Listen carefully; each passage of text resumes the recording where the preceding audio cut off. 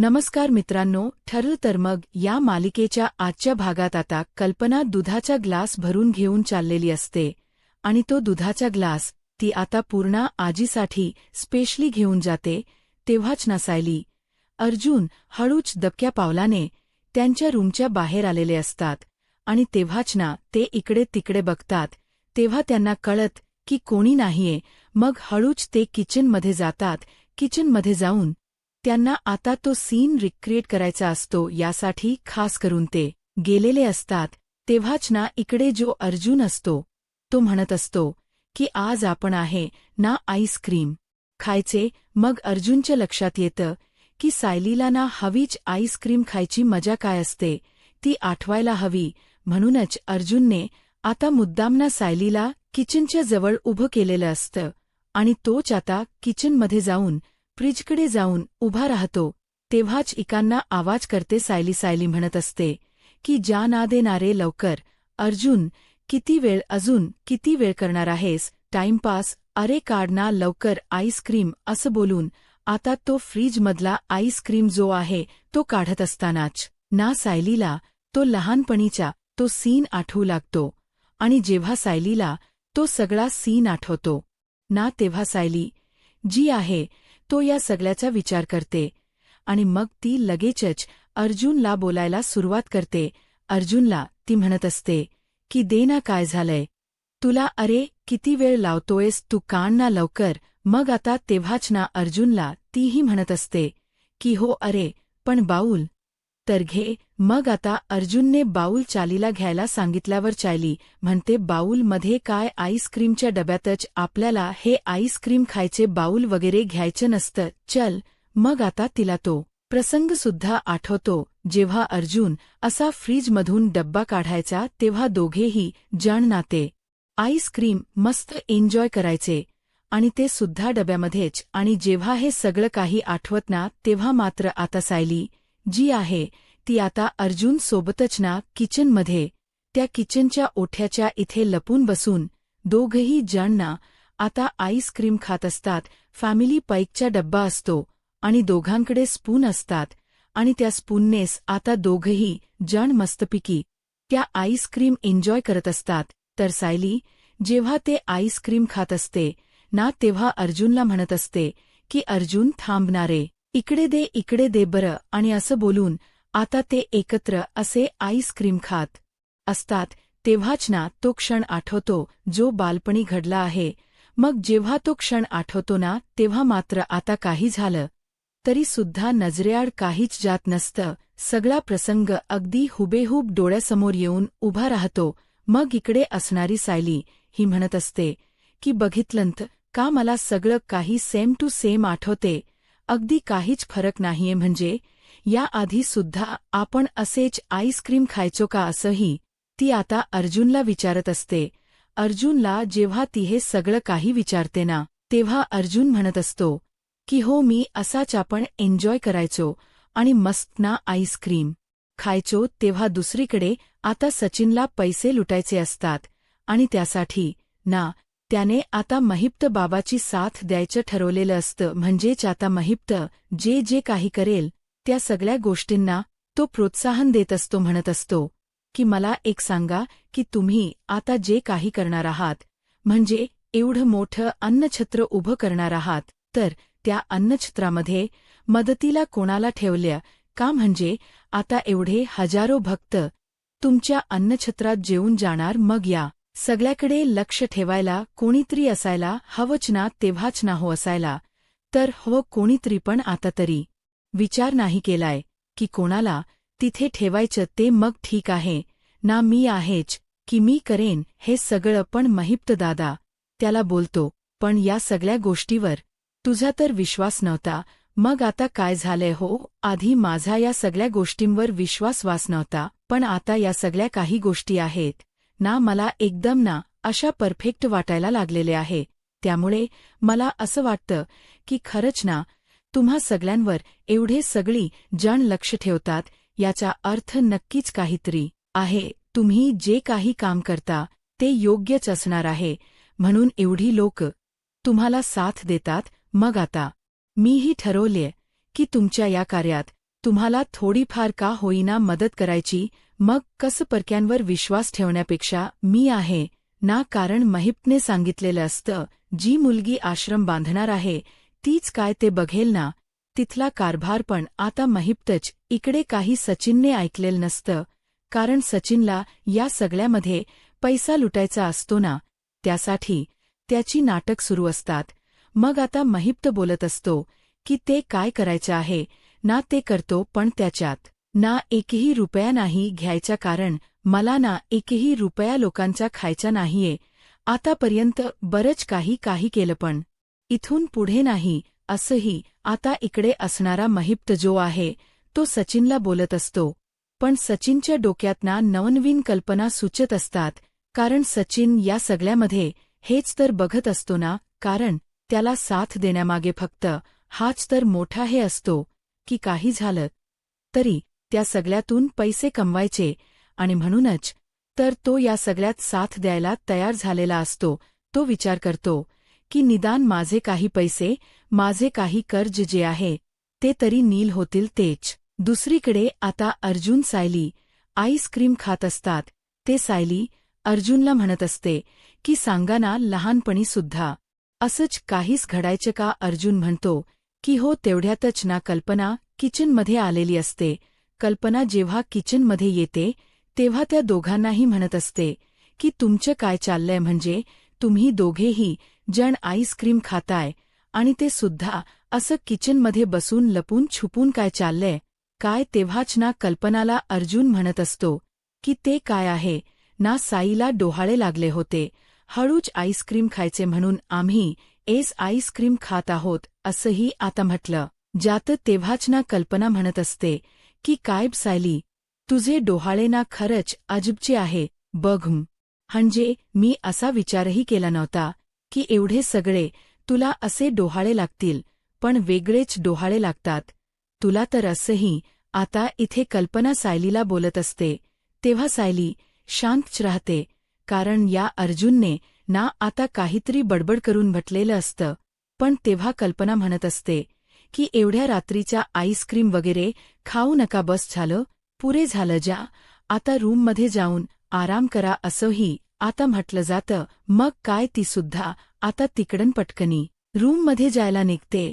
जेव्हा आता अर्जुन आणि सायली तिकडला निघत असतात ना, तेव्हा सायली अर्जुनला म्हणत असते की तुम्ही आईला असं का सांगितलं, मला भूक लागली आहे, माझं डोहा आहे वगैरे. प्रत्येक वेळेला तुम्ही माझं हे सगळं काही डोह्यांवरच नेऊन जाणार आहात का. त्यावर आता होग बायको, मग अहिनवेला काय चुणार, मला जे सुचलं त्याच मी कारण दिलं असंही आता अर्जुन जो आहे तो सायलीला बोलतो. मग आता हे जे आता घडलं ना, तो सेम प्रसंग आपल्या बालपणी सुद्धा घडायचा, म्हणूनच सेम रिक्रिएट झाला होता असेल. मग आपण अजून काहीतरी करूया जेणेकरून तुला अजून काही गोष्टी समजतील. असंही इथे आता अर्जुन जो आहे तो इथे सायलीला बोलत असतो. तेच दुसरीकडे आता पाहायला मिळत असतं की अस्मिता ना आता तीच जे प्रोफाईल असतं ते सबमिट करत असते. म्हणजे तिला असं वाटत असतं की कुठेतरी जॉब मिळतोय का, आणि याचसाठी तीच हे सगळं काही सुरू असतं. आणि जेव्हा ती जॉबच्या शोधात असते, मोबाईल घेऊन बसलेली असते, तेवढ्यातच ना नेमका आता इकडे अश्विन येतो.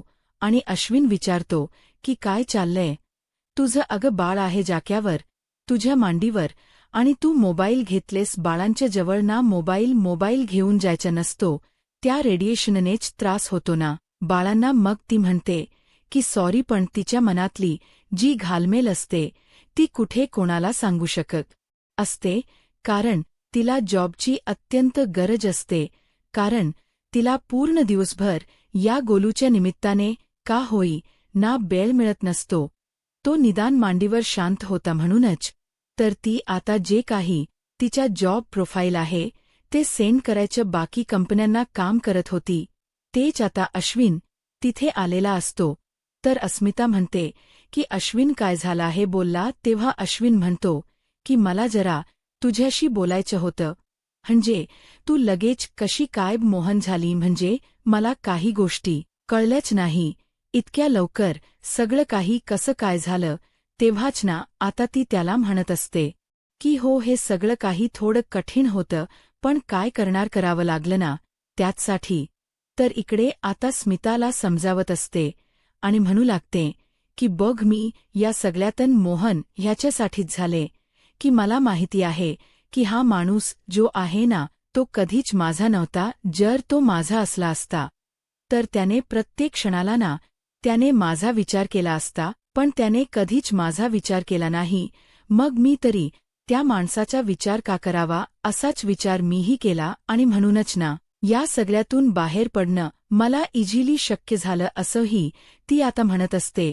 आणि जेव्हा या सगळ्या काही गोष्टी ती सांगते ना तेव्हा मात्र आता इकडे असणारा अश्विन म्हणत असतो की मला ना या सगळ्यातना बाहेर पडणं खूप जास्त ना डिफिकल्ट जातंय, त्यामुळेच ना त्रास होतो या सगळ्याचा. मग तेव्हाच ती त्याला समजावत असते, त्याला म्हणत असते की बघ, एकतर तू आमच्यापासून काही गोष्टी लपवून ठेवल्या आणि तेव्हाच तुला तेव्हापासून तो त्रास होतोय. म्हणजे आधीसुद्धा तू तिला बरंच प्रोत्साहन द्यायच्या काही खोट वागण्यामध्ये, आणि मग आता तुला या सगळ्या गोष्टी ज्या आहेत ना त्या त्रास देतायत, म्हणून तुला हे सगळं काही जड जात. बाकी तू नको विचार करूस. आणि आता तर ना या सगळ्या गोष्टींचा इतका विचार करत राहिलास ना तर त्रास होऊ शकतो, असं देखील आता ती त्याला समजावत असते आणि त्याला मायेन जवळ घेते.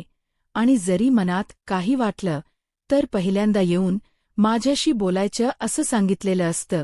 तेच आता सायली अर्जुन बाहेर फिरत असतात आणि दोघंही जण पकडापकडे खेळायचं ठरवतात. सायली पळत असते तर अर्जुनही तिच्या मागे मागे पळत असतो. अर्जुन जिब्बा तिच्या मागे पळतो तेव्हाच ना सायलीच्या आता पायाला लागतं. सायलीच्या जसं पायाला लागतं तसं अर्जुन थांबतो आणि अर्जुन जेव्हा आता थांबतो ना तेव्हा तो म्हणत असतो की काय चाललंय, अगं थांबलीस कशाला, पायाला लागलंय का तुझ्या? हो बघ ना पायाला लागलंय, माझ्या काही जमत नाहीये बघ मला. असंही बोलून आता जी आहे ती मात्र मध्येच ती थांबते.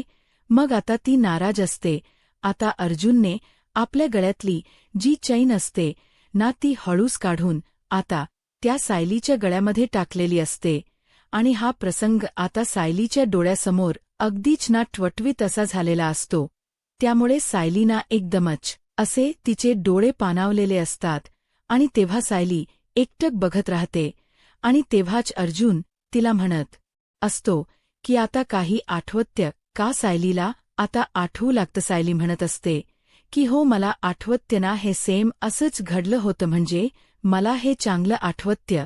इथे आपण दोघेही जण पळत होतो तेव्हा माझ्या पायाला लागलं, तेव्हा मी इथे रडत थांबले होते आणि तेव्हाच ना तू अर्जुन येऊन माझ्या गळ्यामध्ये हे लॉकेट घातलं होतस बरोबर. असंही आता सायली अर्जुनला सांगू लागते. अर्जुनला जेव्हा सायली हे सगळं काही सांगते तेव्हा अर्जुन तर आता सायलीकडे पाहतच राहतो. तेच आता इकडे सायली जी आहे ती मात्र आता अर्जुनला म्हणत असते की उद्या ना मी तुमच्यासोबत ऑफिसला सुद्धा येणार आहे.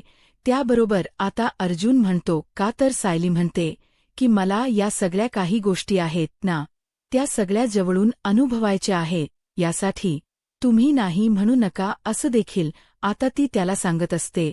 खरं तर त्याला त्या लॅबमध्ये जायचं असतं म्हणून ती त्याला सांगत असते की मीही तुमच्यासोबत येणार आहे. असं तेच आता दुसरीकडे पाहायला मिळत असतं की सचिन जो आहे तो बघतो तर काय लांबून त्याची नजर आहे ना आता तिथे जाते आणि तेव्हाच तो आता इकडे तिकडे बघू लागतो.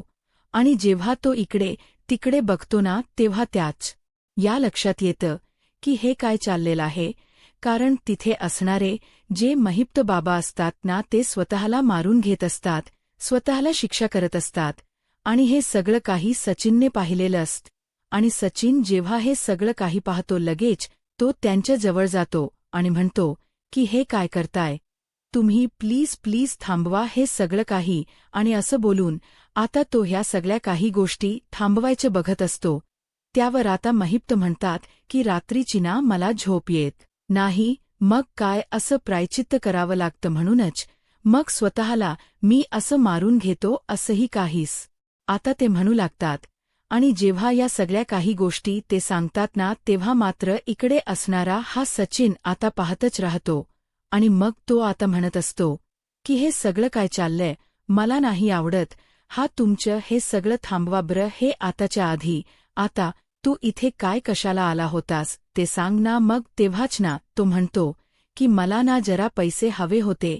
ते काय आहे ना, आता तुम्हाला मी म्हटलं नाही का थोडंसं काम मार्गी लावायचे, त्यासाठी थोडी पैशांची गरज आहे. त्यासाठी मी म्हटलं की तुमच्याकडे यावं, म्हणजे काही सिक्युरिटी गार्ड्स आणि हे सुद्धा आपल्याला बघायला हवं ना, त्यासाठी थोडाफार पैसा खर्च होईल म्हणून म्हटलं तुमच्याकडे यावं. मग घे तिजोरीतून पैसे, तुला जितके हवेत तितके. आणि असं बोलून आता महिपने डायरेक्ट चावी जी आहे ती आता दिलेली असते. आणि ती चावी महिपने सचिनच्या हातामध्ये दिल्यामुळे सचिन जो आहे तो तर आता खूपच जास्त खुश असतो, कारण त्याने तो सगळा विचार कधीच केला नव्हता की एवढं काही आपल्या हातात भेटेल. सचिन आता चावी वगैरे घेतो आणि लगेचच तिघांना बाजूला जातो, कारण त्याला ना आता पटकनी जाऊन त्या सगळ्या काही गोष्टी ज्या आहेत त्या बघायच्या होत्या. कुठे काय आहे, त्याने जस्ट तिजोरी उघडलेली होती, तस तिजोरीमध्ये पैसे ठेवलेले होते आणि ते पैसे आता त्याच्या हाती लागलेले होते. आणि जेव्हा ते पैसे त्याच्या हाती लागतात तेव्हा तो खूप जास्त खुश होतो आणि ते पैसे बघून त्याला आनंद झालेला असतो. तो आता विचार करतो की चला फायनली जे होतं ते तर भेटलं. आणि मग काय, ते पैसे ना तो तसेच ठेवून देतो आणि मग त्याला जेवढे पैसे हवे असतात तेवढे तो घेतो. विचार करतो की जेवढं काही मी विचार केला होता त्यापेक्षा कित्येक तरी पटीने पैसे इथे जास्त आहे.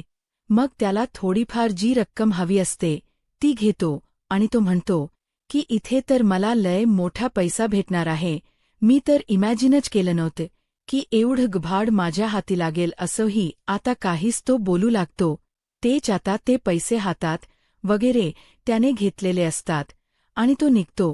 तेच अर्जुन सायलीना आता त्या इकडे गेलेले असतात हॉस्पिटलमध्ये आणि आता त्यांना DNA सॅम्पल द्यायचे असतात म्हणून ते गेलेले असतात. अर्जुनने सांगितलेलं असतं की कधीपर्यंत रिपोर्ट्स येतील, तर तो म्हणत असतो माणूस की 2 दिवस तरी साधारण लागू शकतात रिपोर्ट्सला, त्यामुळे फक्त 2 दिवस द्या. पण अर्जुन म्हणत असतो की यामध्ये कोणतेही चेंजेस वगैरे होता कामा नाही, कारण मागच्या वेळेला सुद्धा मी तुम्हाला सांगितलं होतं की या सगळ्या काही गोष्टी ज्या आहे त्या काही झाल्या तरी सुद्धा परफेक्ट रिझल्ट हवा आहे.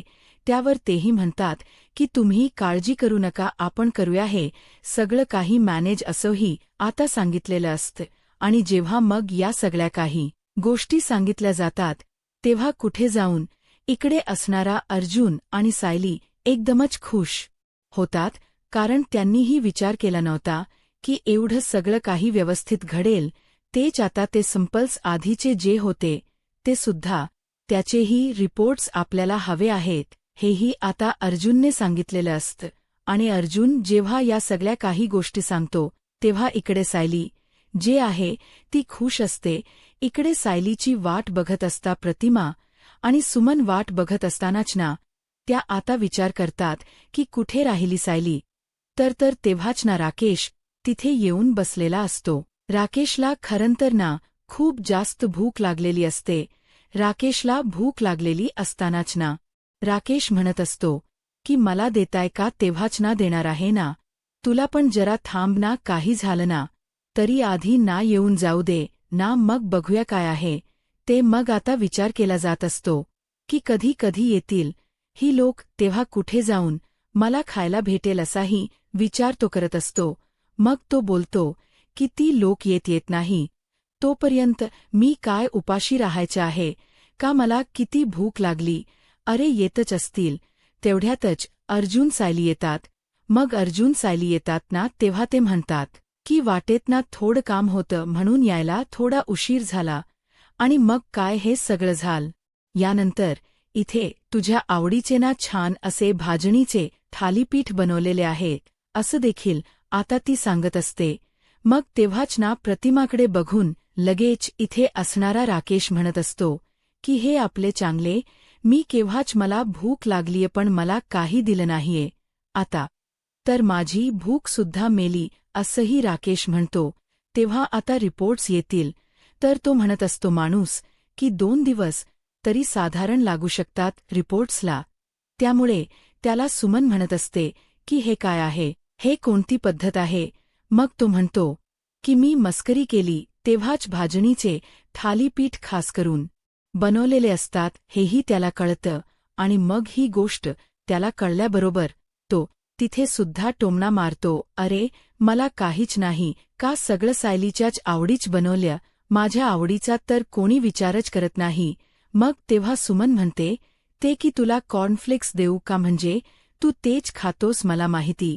मग तेव्हाच इकडे सुमनला तो बोलू लागतो की काय ना, की एवढे 2 वर्ष मी यूएसला होतो. तिथे मी सारखे कॉर्नफ्लेक्सच खात होतो.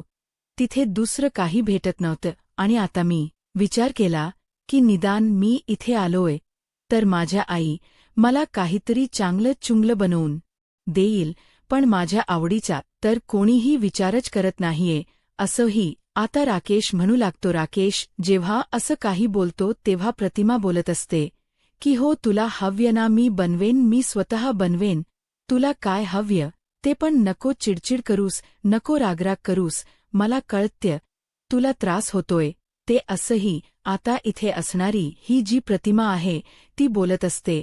मग तेव्हाच तो म्हणतो की नाही, तुम्ही बनवलं मला माहिती आहे, पण ते सगळं काही सायलीच्या आवडीचं केलं.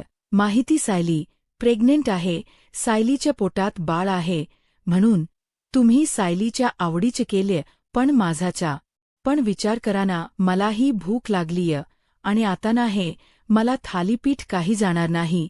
मला असं वाटलं होतं माझ्यासाठी वेगळं काहीतरी असेल. प्रतिमा त्या बोलतात की तुझ्यासाठी मी बनवते, मग तर झालं, पण तू शांत हो. पण आता राकेशच जे वागणं असतं ना ते अर्जुन आणि सायलीला कुठेतरी खटकत असतं, कारण तो थोडा वेगळाच वागत असतो. तर पुढील भागांमध्ये पाहायला मिळत असतं की इकडे आता सायली आणि अर्जुन ना बसलेले असतात आणि ड्रॉइंग करत असतात. खोड रबरचा तो प्रसंग रिक्रिएट करण्याचा प्रयत्न अर्जुनचा सुरू होतो. मग अर्जुन जेव्हा तो सगळा सीन रिक्रिएट करायचा प्रयत्न करतो तेव्हा सायलीला आठवतात काही गोष्टी. मग सायली म्हणते की प्रतिमा त्यांच्या वेळेला आपण महिपला आणलं होतं ही सगळी गोष्ट रिक्रिएट करायला, तेव्हा प्रतिमा त्यांना आठवलं होतं. मग माझ्या बाबतीत आपण तो ॲक्सिडेंटचा सीन पुन्हा रिक्रिएट करूया का, मग मला आठवेल सगळं. अर्जुन नाही म्हणतो कारण सायली प्रेग्नेंट असते, पण सायली म्हणत असते की प्लीज माझ्यासाठी एवढं ऐका ना. मग अर्जुनला या गोष्टी ऐकाव्याच लागतात. आता पुढे काय होईल हे पाहायला आत्ताच माझा महाराष्ट्र या यूट्यूब चॅनलला सबस्क्राईब करा. धन्यवाद.